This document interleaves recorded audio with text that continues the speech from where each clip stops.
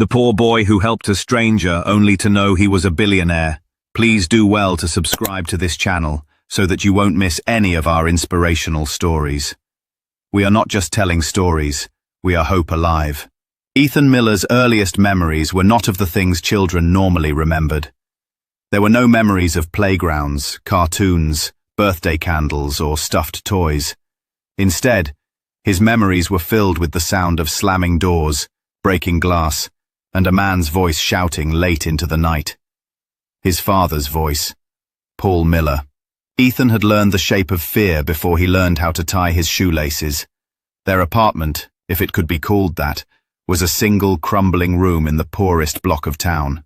The walls were stained with years of neglect, the windows patched with cardboard where glass had broken long ago, and the floor sagged in places like it was tired of holding itself up.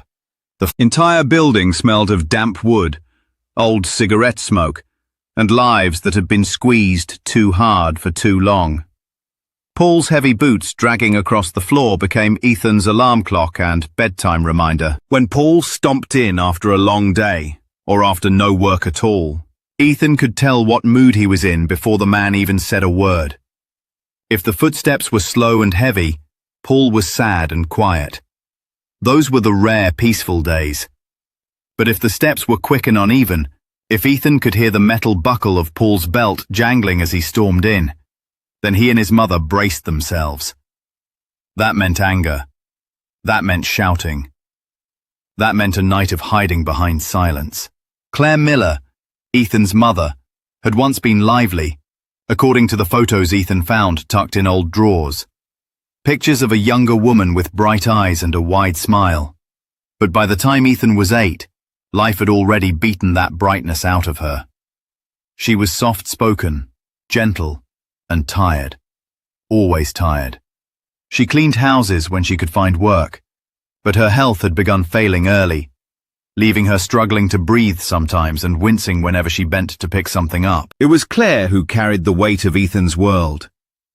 She cooked what little food they could afford. She cleaned up Paul's messes, literal and emotional. She shielded Ethan from the worst of the shouting.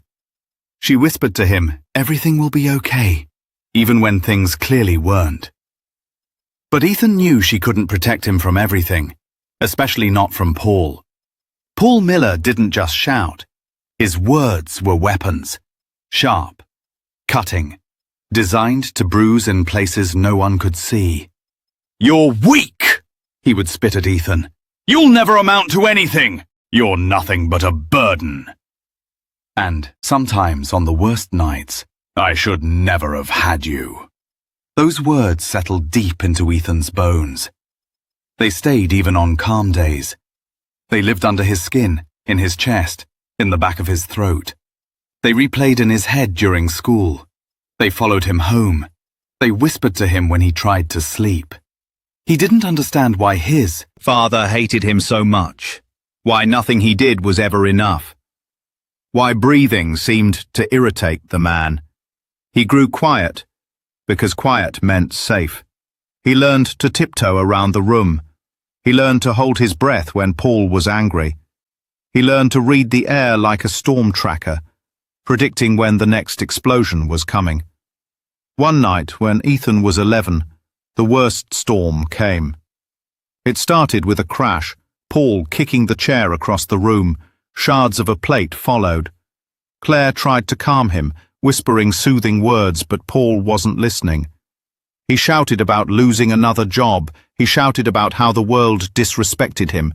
He shouted about everyone being against him, especially the two people who had done nothing but stand by him. Ethan stood frozen by the doorway as Paul whirled around, red-faced and wild-eyed. In 2 long strides, Paul grabbed Ethan by the collar of his shirt and yanked him close. "Look at you," Paul barked. "Weak. Useless. You're no son of mine." Ethan's small hands shook violently. His breath came in sharp gasps. He couldn't speak. He couldn't move. He felt his chest tightening. Claire rushed forward, trying to push Paul back, but Paul shoved her aside. She stumbled and hit the floor with a cry. That single moment broke something inside Ethan. something he would never get back. Paul stormed out after throwing one last insult over his shoulder. The apartment door slammed so hard it shook the loose cupboard doors. That was the last time Ethan saw his father for the next 3 years. The next morning, Paul was gone. No note, no apology, no explanation. Just gone. Ethan didn't feel relief. He felt abandoned. He felt responsible. He felt guilty for things he didn't understand. Children often blamed themselves for adult failures, and Ethan was no different. Without Paul, life did not magically improve. It got harder. Claire worked longer hours, even though her body was breaking down. Ethan grew more silent, more withdrawn. The apartment grew colder because they couldn't afford heating. Food became scarce. Hunger became a familiar ache, a background noise in Ethan's body. At school, Ethan became that poor boy. The boy with shoes too small for his feet. The boy with the ripped backpack. The boy who didn't bring lunch. Children avoided him or mocked him. Teachers pitied him silently but rarely helped. And through it all, Ethan carried Paul's words with him like a curse carved into his ribs. You'll never be anything. He didn't know how deeply those words would affect the man he would grow into, or how wrong Paul would eventually be. After Paul's sudden disappearance, the apartment felt quieter, but not in a peaceful way. It was the kind of quiet that pressed on Ethan's chest like a heavy weight. The walls creaked loudly at night. The wind hissed through the cracks in the window frame, and every little sound made Ethan flinch. Silence had never been safety for him. Silence had always meant something bad was about to happen. But this time, the danger was different. Before, the danger was Paul's anger. Now, the danger was everything else.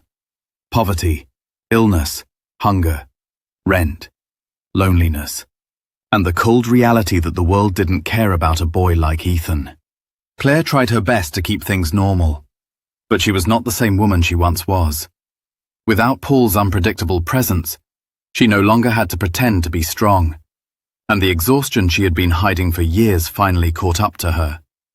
Her back hurt more. Her migraines grew more frequent. On some mornings she struggled to get out of bed.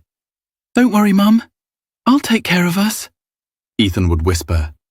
But he was only a child, and the world had no mercy on boys forced to grow too fast. Their landlord, Mr. Dalton, was a stiff, impatient man with a thinning moustache and a habit of knocking loudly even when it wasn't necessary.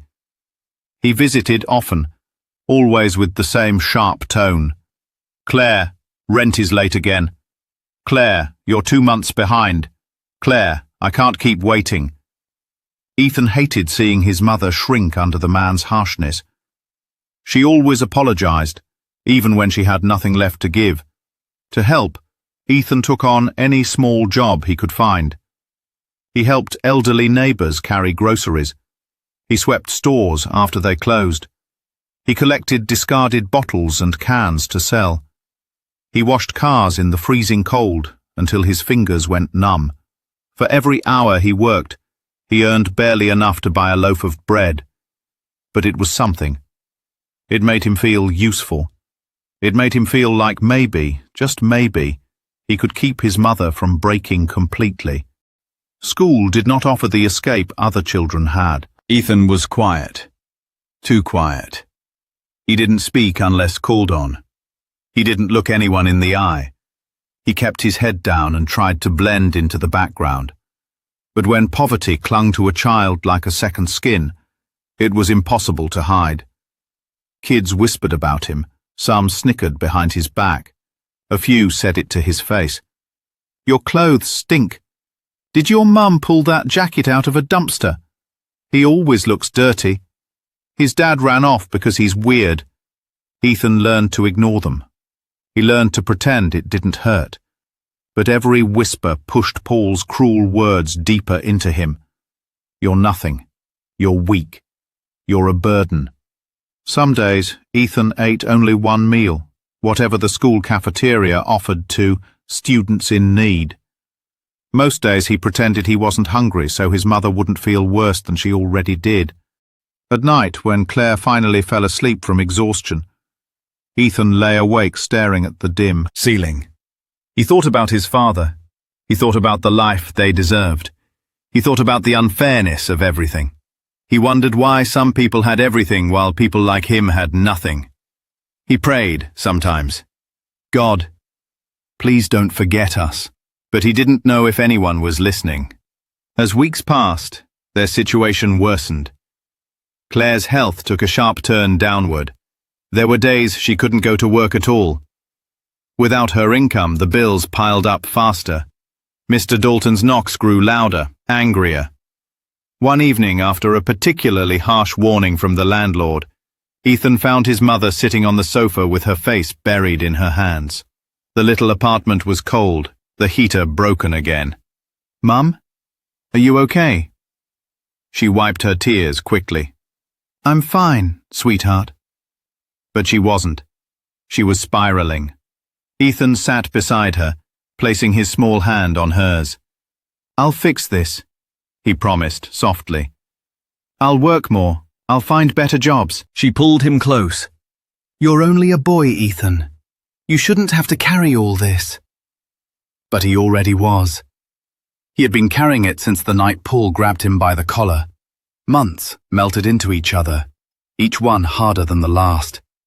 Ethan worked until his bones ached. He grew thinner, his clothes grew smaller, his shoes split at the sides. But he stayed determined.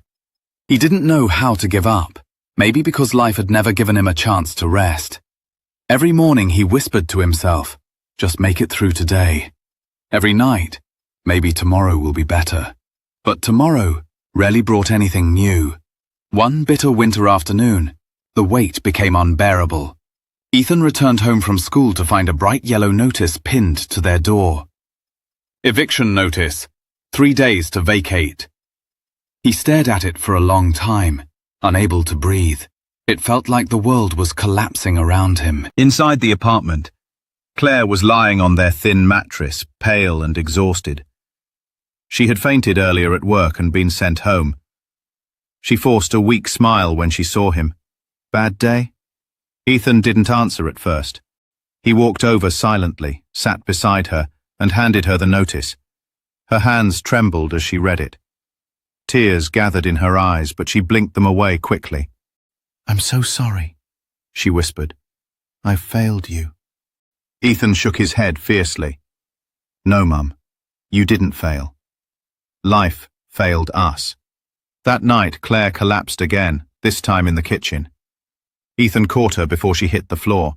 His heart pounded as he carried her back to the mattress. He placed a cold cloth on her forehead and held her hand tightly. He whispered through tears, "Please don't leave me. I'll fix this. I promise." After she fell asleep, Ethan curled up beside her, crying silently. The weight of the world felt too heavy for his thin shoulders. He felt like he was drowning. And yet, somewhere deep inside, a tiny spark of hope refused to die. He didn't know that soon, on a night filled with even more pain and cold, everything would begin to change. Quietly, secretly, invisibly. A turning point hidden inside another struggle. A moment that would look like nothing at first. A moment that would come disguised as hardship, not a blessing. The night he would meet the man who would unknowingly change everything. The cold had a way of settling into Ethan's bones that winter. It seeped through the thin cracks in the apartment walls and into the fabric of his clothes. It made his fingers stiff and numb. It followed him to school and back again, as if the cold itself knew he had nowhere warm to escape to. 3 days had passed since the eviction notice arrived. The landlord's final warning echoed in Ethan's ears every time he tried to sleep. 3 days, Claire. 3 days, or I changed the locks. Ethan didn't sleep much anymore. His mind raced with questions he didn't know how to answer. Where would they go? How would he keep his mother warm? What would happen when she collapsed again? He tried to push those thoughts aside because panic never solved anything. He told himself over and over that he just needed to work harder. So he did. He swept behind grocery stores after closing time. He helped a mechanic move heavy boxes. He washed cars in the freezing wind until his knuckles cracked and bled. He worked until his legs trembled and his eyes burned. Still, it wasn't enough. On the third night, after finishing a small job that earned barely enough for bread, Ethan walked home slowly. His breath puffed white clouds in the icy air. His hands were tucked beneath his arms for warmth, but they remained numb. He was taking the long road home through the industrial sector, an area filled with metal, warehouses, flickering streetlights, and roads that seemed to stretch forever. No one liked walking there at night. It was eerie, silent, abandoned. But Ethan had no energy to take the safer path that night. As he trudged forward, a sputtering noise cut through the quiet. He turned his head and saw a car pulled over on the side of the road. The hood was open. Steam rose from the engine. A man stood beside it, staring with frustrated disbelief, as if this breakdown was the final blow in a long list of problems. Ethan hesitated. He had nothing to give, not energy, not time, not even warmth. But something in the man's face made him pause. It wasn't anger. It wasn't arrogance. It was exhaustion. Real exhaustion, the kind Ethan understood far too well. He took a deep breath and approached. "Sir, are you okay?" he asked softly. The man turned, startled by the voice. His face was drawn, his eyes tired. He was older, maybe, early 40s, with slightly greying hair and a posture that suggested he carried burdens heavier than the car in front of him. "It just died on me," the man said. "Battery's dead. And my phone died too. Perfect timing." He let out a humorless laugh and rubbed a hand over his face. Ethan looked at the engine. He didn't know everything about cars, but he knew enough from helping a local mechanic. "I think you just need a jump start," he said. "There's a repair shop a few streets down. I can try to borrow cables." The man blinked. "You'd do that?" Ethan shrugged, even though his whole body was shivering. "I can try." He ran, even though he was exhausted, even though the cold cut his lungs, even though his legs felt like rubber. He ran because someone needed help. He ran because he knew what it felt like to need help and have no one stop. He ran because kindness was the only thing he still had to offer. At the repair shop, the owner frowned at him. "You again? What now?" "Please," Ethan panted. "I just need jumper cables. For a few minutes. I'll bring them right back." The owner frowned, but Ethan's frozen hands and desperate eyes softened something in him. With a grumble, he handed over the cables. "Bring them back in 10 minutes, he barked. "Thank you," Ethan gasped, then sprinted into the night. Back at the car, the man watched him with something like disbelief. "You actually came back," the man murmured. Ethan didn't answer. He knelt, even though the cold pavement bit into his knees. He connected the cables with trembling fingers. The metal stung his cracked knuckles. His breath came out in shaky bursts. "Try it now," he called. The man turned the key. The engine whined, coughed, died. "Again," Ethan said. The man tried again. This time the engine sputtered to life. The man exhaled sharply, relief falling over his face like warm light. "You did it," he said quietly. Ethan gave a small smile. "Just lucky, I guess." "No." The man shook his head. "You helped me. You didn't have to." Ethan shrugged again, uncomfortable with praise. "It's okay." "What's your name?" the man asked gently. "Ethan." The man repeated it softly, almost like he wanted to memorize it. "Ethan." For a moment, he just looked at the boy, at the too thin frame, the worn-out clothes, the shivering hands.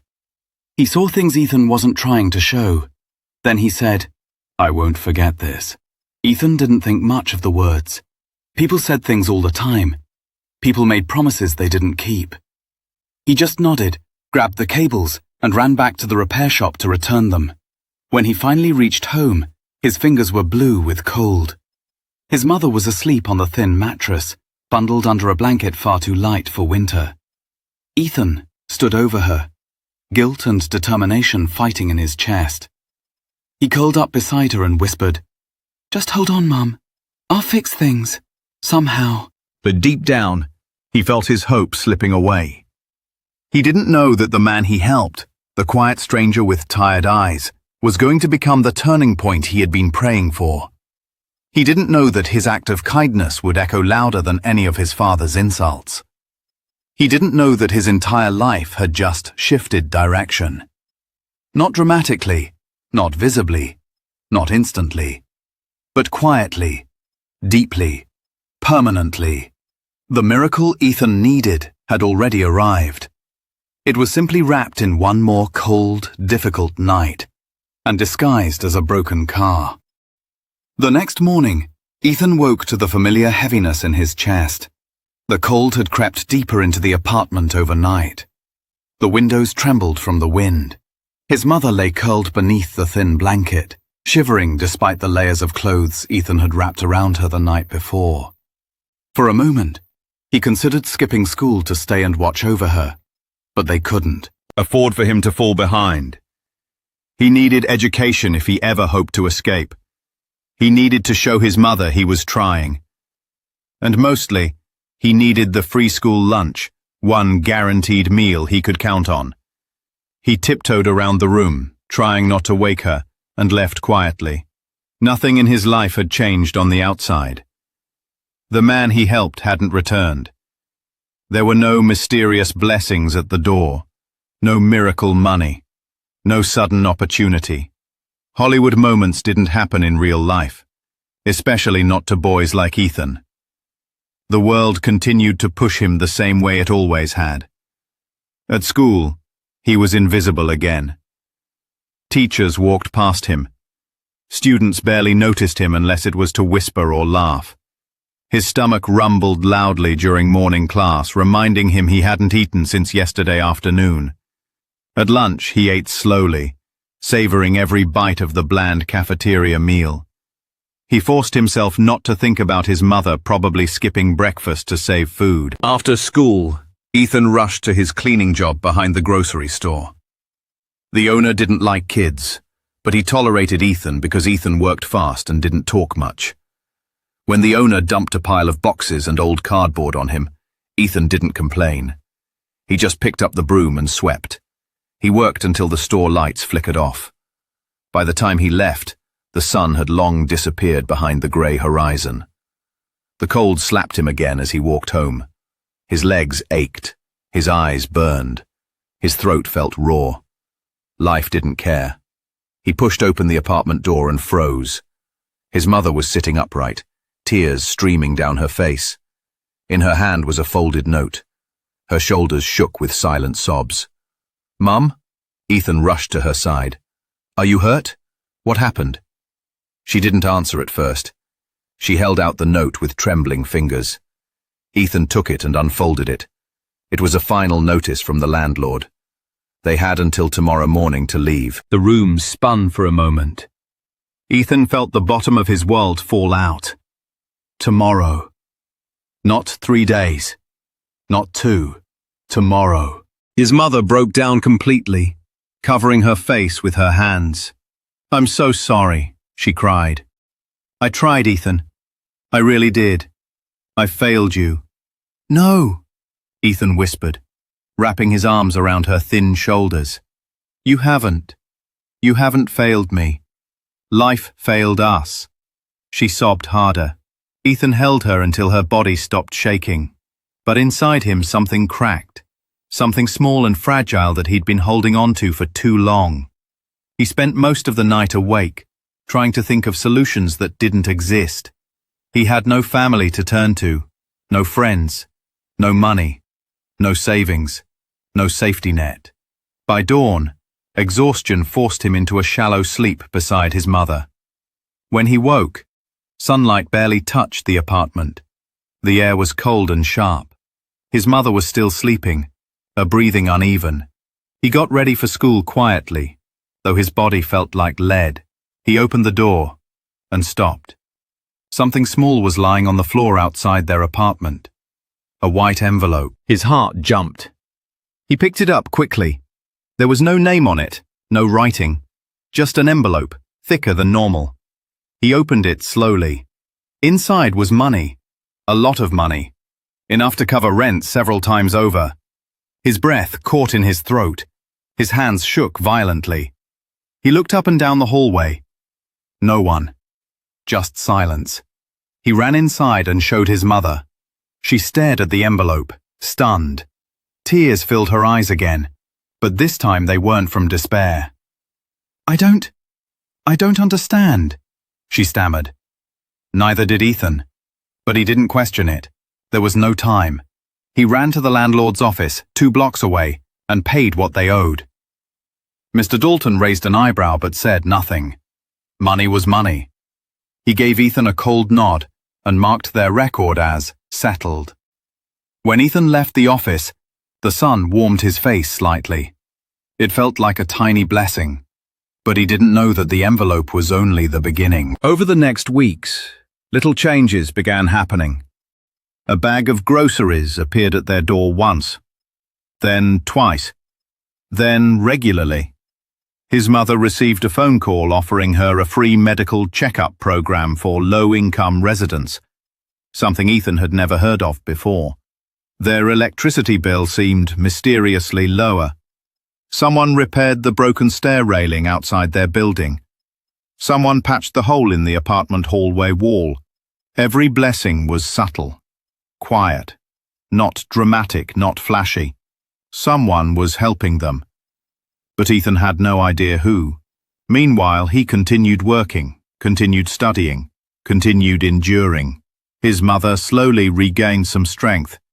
She smiled more often, though always weakly. She stopped apologizing every day. She stopped saying she had failed him. Ethan didn't know whether to feel relieved or confused. Nothing in his life had ever gone right before. Why now?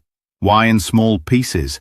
Why in hidden ways? One afternoon, as Ethan walked home from school, he saw a familiar car parked across the street. His chest tightened. It was the same car he had helped jumpstart on that cold night. And standing beside it was the same man. The man saw him and smiled gently. He approached Ethan, his hands tucked in his coat pockets, his expression warm. Hello, Ethan. Ethan blinked in surprise. Hi. I've been looking for you, the man said. Ethan's heart pounded. Why? He asked quietly. The man's voice softened. Because you helped me on a night when no one else did. And I'm a man who believes in acknowledging kindness. Ethan swallowed, unsure what to say. I'm Richard, the man continued. Richard Hale. Ethan froze. The name struck him like lightning. Richard Hale, owner of Hale Industries, one of the most influential men in the city. But Ethan didn't understand yet. He didn't know why the man had returned. He didn't know what Richard had already done for his family. He didn't know what was coming next. But he would. And it would change everything. Richard Hale stood there quietly, letting Ethan absorb the shock of hearing his name. There was no arrogance in Richard's posture, no air of superiority. Instead, he carried himself with a calm humility that made Ethan even more unsure of how to react. Richard Hale, Ethan repeated, as if saying it aloud might make it less unbelievable. Richard nodded gently. Yes. Ethan's first instinct was fear. He wondered if he had done something wrong. Maybe returning the jumper cables late had offended someone. Maybe helping him had been a mistake. Maybe he was in trouble now. Richard noticed the panic forming in the boy's eyes and raised a reassuring hand. Relax, Ethan. You're not in trouble. His voice was low, warm. I came to thank you. Ethan stared at him, confusion mixing with disbelief. Thank me? For what? Richard smiled. A small, genuine smile that softened the lines on his face. For stopping to help me when you had no reason to. For running through the cold to borrow cables. For staying when you were shivering and exhausted. He paused, studying Ethan carefully. You didn't know who I was. You didn't expect anything. You didn't ask for anything. And in my experience, that kind of kindness is rare. Ethan didn't know how to respond. Compliments made him uncomfortable, especially ones he felt he didn't deserve. It wasn't a big deal, he mumbled. Anyone would have done it. Richard shook his head. That's where you're wrong. His voice dropped slightly. I stood there for 15 minutes before you came. 3 cars drove past. 2 people crossed the street to avoid me. One even looked right at me, then pretended to take a call. He exhaled slowly, remembering the moment.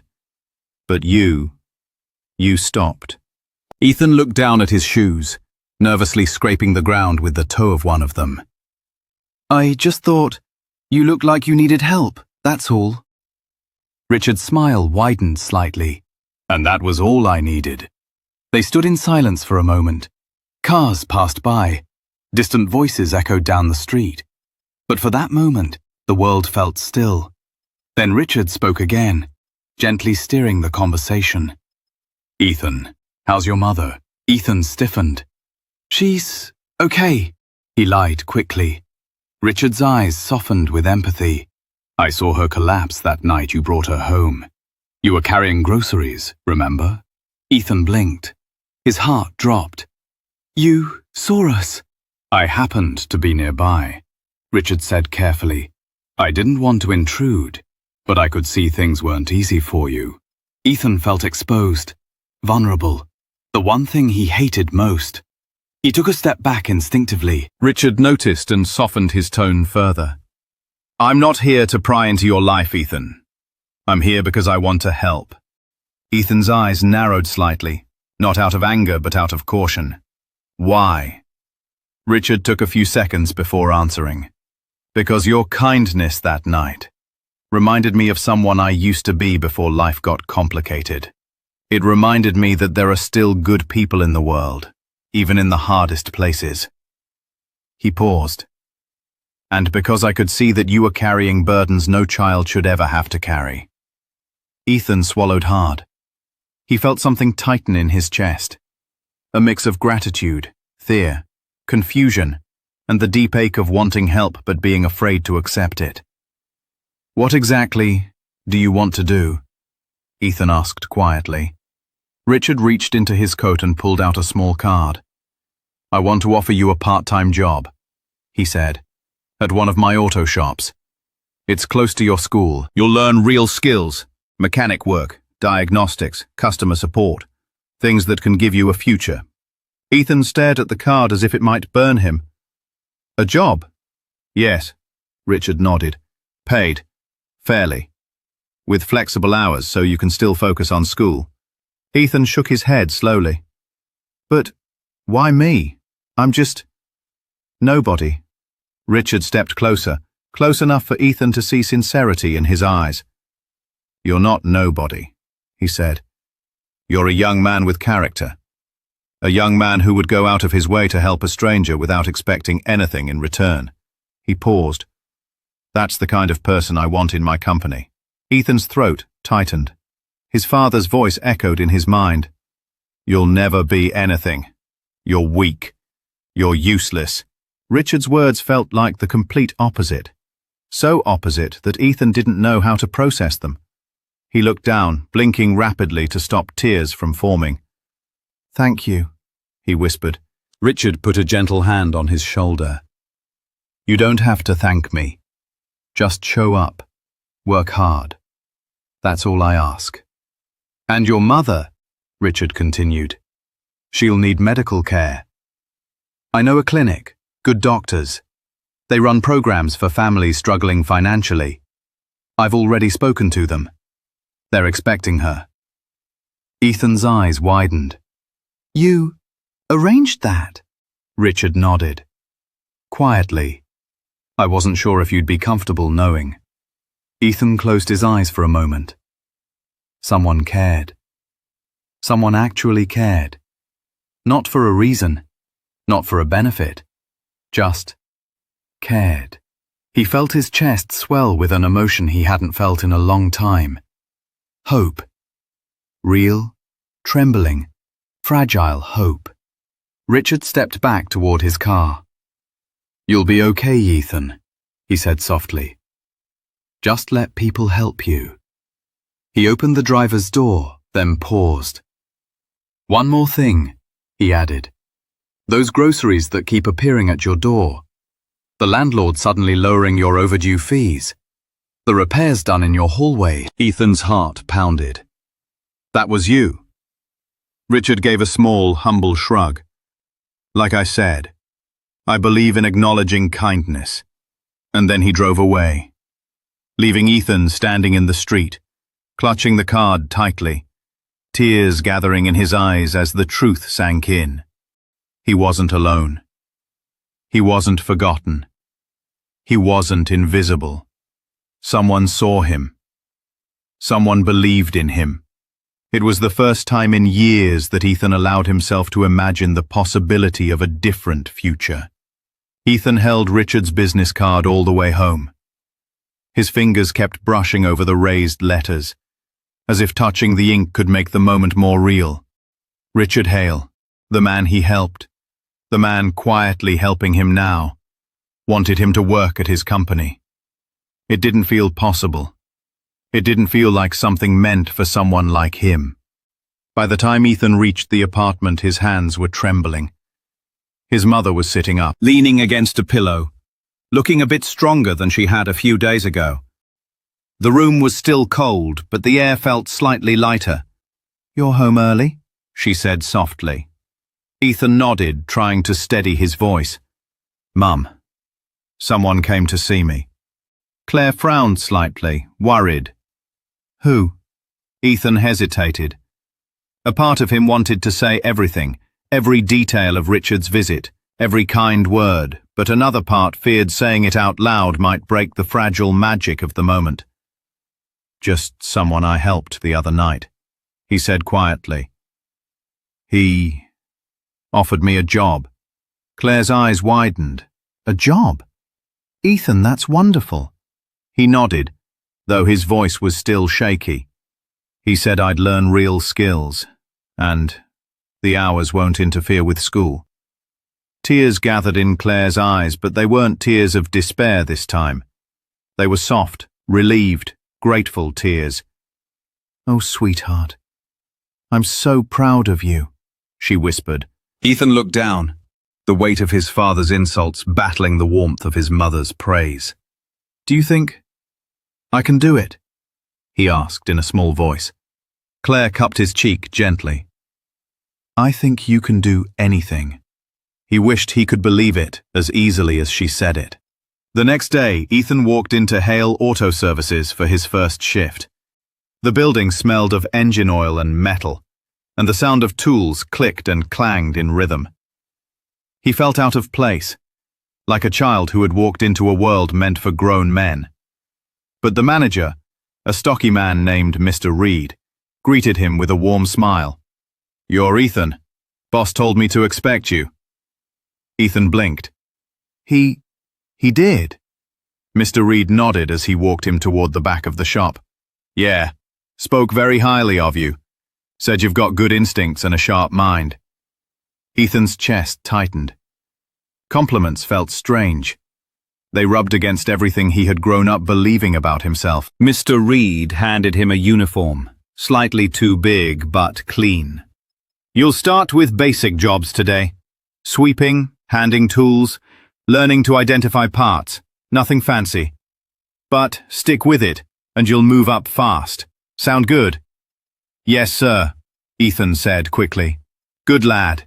For the first time in a long time, someone looked at Ethan not with pity or annoyance, but with potential. Ethan worked hard that day, harder than he had ever worked. He listened to every instruction. He asked questions carefully. He tried not to get in anyone's way. Each time he successfully handed the correct tool or correctly identified a part, his heart fluttered with a small spark of pride. Maybe he could do this. Maybe he wasn't as useless as his father made him feel. During lunch break, he sat alone on a crate in the corner, eating the sandwich his mother had managed to make. A few mechanics noticed him but didn't say much. A couple nodded politely. By the end of the day, Ethan's hands were covered in grease and his arms ached. But for the first time in his life, he felt like he belonged somewhere. When he got home that evening, he found his mother sitting by the small heater they managed to repair using the shop's advice. She smiled the moment she saw him. "How was it?" she asked eagerly. Ethan didn't have enough words. It was good. Really good. They ate dinner, simple boiled potatoes and bread, but it tasted better than any meal Ethan could remember. It tasted like hope. He didn't tell her about the free groceries someone had dropped at their door again. He didn't have to. Claire simply looked at the bags with quiet gratitude and whispered, "God is watching over us." Ethan didn't know if it was God or Richard. Maybe both. Over the next few weeks, things continued to improve, slowly, quietly. His mother attended the medical checkup Richard arranged. The doctors diagnosed her with severe vitamin deficiencies and untreated chronic conditions. She finally received proper medication. Her color returned gradually. Her strength, too. At school, Ethan still kept to himself. The teasing hadn't stopped, but his heart didn't break as easily anymore. Because now, he had something they didn't. A purpose. A path. At the auto shop, he started learning how to change oil, rotate tires, diagnose simple engine issues. Mr. Reed praised him often. "You're a fast learner. You've got good hands for this. You'll make a fine mechanic one day." Each praise chipped away at the dark shell of Paul's old insults. One afternoon, while Ethan was checking a tire's pressure, he overheard two mechanics whispering. "You know the kid's story, right? Yeah, rough father, sick mother. And Mr. Hale is helping him? He's always been like that, quietly helping people. That boy deserves it. Hard-working kid." Ethan froze. They were talking about him, and the tone wasn't cruel. It wasn't mocking. It was respectful. Something he had never felt before. Meanwhile, Richard didn't appear often. He didn't want Ethan to feel pressured or examined. Instead, he appeared once every week or so, checking on the shop, casually asking how things were going. When he spoke to Ethan, it was always brief but meaningful. "How's your mother? Doing okay at school? Learning a lot? Proud of you, son." That last word, son, made Ethan's heart stumble every time. Not because Richard meant it literally, but because the tone was gentle, warm, caring. Everything Paul's tone had never been. One evening, after a long shift, Ethan found his mother writing something at the corner of the table. Her face was somber. "Mum?" he asked. "What's wrong?" She quickly hid the paper. "Nothing, sweetheart. Just thinking." But Ethan knew her too well. "It's about Dad, isn't it?" Her silence was the confirmation. She sighed. "I don't know what to feel anymore." Ethan understood. Even after everything Paul had done, part of Claire had once loved him deeply. Pain doesn't erase love instantly. It only buries it. For Ethan, it was different. His father wasn't a wound that still bled. His father was a scar, a memory, something that shaped him but no longer defined him. He sat beside her quietly. "We'll be okay," he said softly. "Even without him," Claire smiled sadly.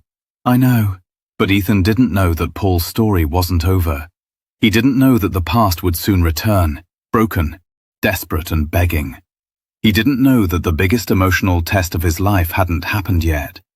But when it came, he would be ready, because kindness had begun to rebuild him, hope had begun to strengthen him, and life, slowly, quietly, was preparing him for the moment everything would come together for his good.